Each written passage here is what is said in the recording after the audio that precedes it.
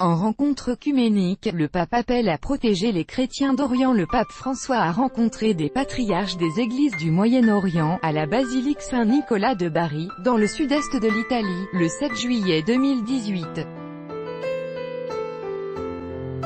Vatican Média, out via Reuters. Le pape François a présidé ce samedi 7 juillet une grande rencontre œcuménique sur les bords de la Méditerranée.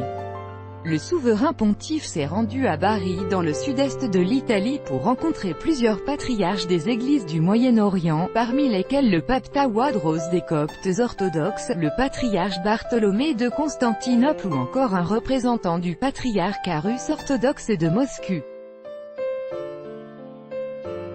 À leur côté, le pape a lancé un nouvel appel à la paix au Moyen-Orient et invité à ne pas oublier les communautés chrétiennes locales.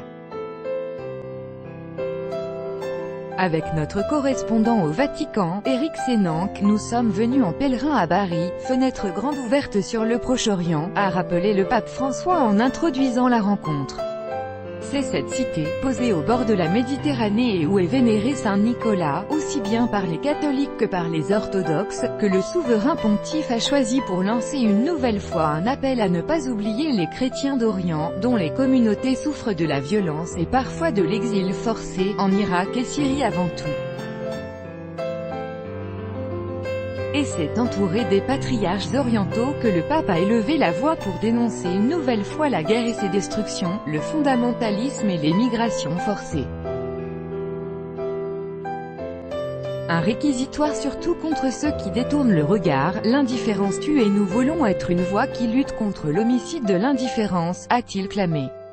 Aujourd'hui le Moyen-Orient pleure, souffre et se tait, tandis que d'autres le piétinent en quête de pouvoir et de richesse, appelle à protéger les chrétiens d'Orient. Le pape a averti qu'un Moyen-Orient sans chrétiens ne serait plus un Moyen-Orient, et invité à protéger le trésor de l'héritage culturel et spirituel de ces communautés chrétiennes orientales.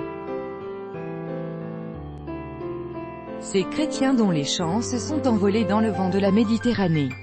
Le pape François a ensuite retrouvé tous les chefs des églises orientales devant la basilique de Bari.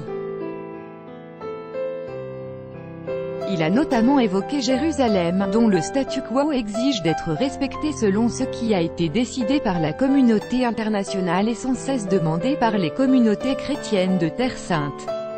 La diplomatie du sans-siège, c'est pas simplement apporter un espèce d'avantage confessionnel à la partie chrétienne ou la partie catholique de la population, c'est la compréhension que l'intérêt profond de la Syrie est un tout.